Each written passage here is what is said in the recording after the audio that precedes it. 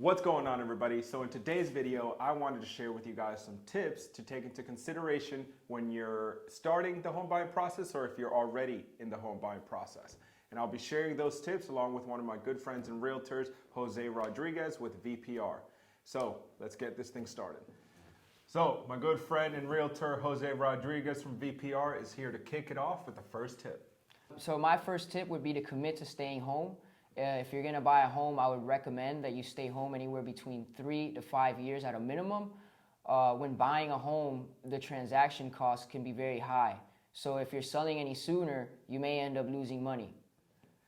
Tip number 2 would be to talk to a mortgage lender. Now, you can either go straight to a lender by searching on Google in your nearest area, mortgage lender, and then the city on Google, or you can reach out to a lender and they'll be able to guide you in the direction of talking to one of their trusted lenders. But the main reason as to why you want to do this is because you want your credit score to get checked. You want to have a minimum of 580 and above to even consider qualifying.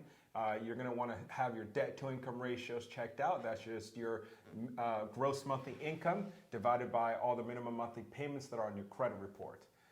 You're going to want to make sure that you have the funds to close.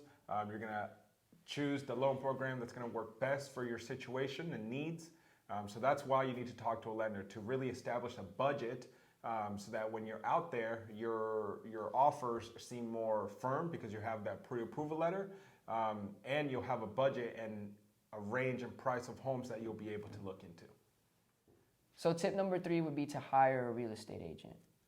The internet can provide buyers tons of internet listings, but it would be best if you work with an agent. An agent such as myself, one who can represent you, the buyer, exclusively, is going to provide you the best help and the best protection to meet your interests. Now keep in mind that without a signed buyer agency agreement, the Real Estate Commission only allows real estate agents to provide ministerial services. All right, so tip number 4, guys. This one's very important because you're going to want to stay within the price range that the mortgage lender gives you. And you can go over the price, but you don't want to exceed above a 5% increase. This is because it could potentially increase your DTI, which means that you would not be able to qualify for that property. So make sure that when you are working with the lender and an agent, make sure that they're on the same page so that you, the buyer, and the agent are looking at that specific price range. So tip number 5 would be to do your homework before bidding. You want to make sure that this home you're buying is going to be one that's going to fit your needs. You don't want to buy a home and then realize that it's not even what you're looking for, and now you're going to have to start looking for another home. You're going to want to move. You don't want to do all of that. So I would recommend that you look at the area, look at the school district if you have kids, look at the community itself. Just do your homework, do your research. Don't just buy a home and pay a price because the market is hot right now and it's skyrocketing. You don't want to do that. You want to make sure that you don't overbid yourself and that you're buying a home that you're not just settling for because of the market. All right, so step number 6, guys, is to keep your emotions in check, especially in this hot market. So many home buyers are getting outbid on the properties that they love and would like to move into. So you want to make sure that you don't get too emotionally attached because it might hurt you. It also might discourage you from putting in more offers. It'll discourage you from keeping to look at other homes. So make sure that you have as little emotion invested in these properties until you get that final offer and you have the keys to that home. Tip number 7 would be to hire a home inspector. It may be an out-of-pocket expense for the home buyer, but home inspectors are there to find any issues with the home that you can't see on the outside.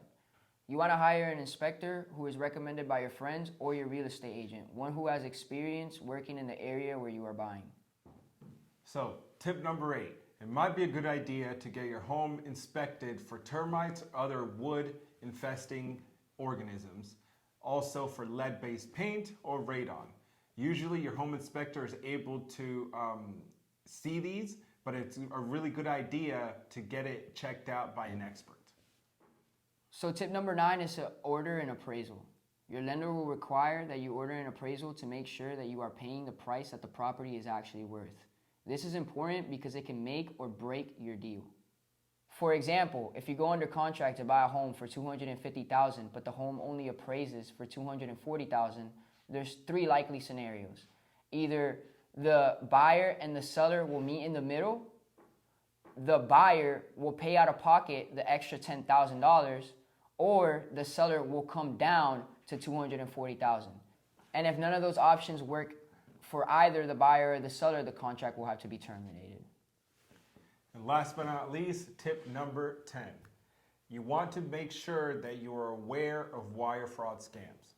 If you, the buyer, are in charge of wiring money to the closing attorney, you want to make sure that the wiring instructions themselves are coming from the closing attorney. Meaning you're going to have to pick up the phone, call the closing attorney so that they can verify it's you, and obviously you know that it's coming from them, and they'll give you the correct information so that you can wire your closing funds so that you can get the keys to your home.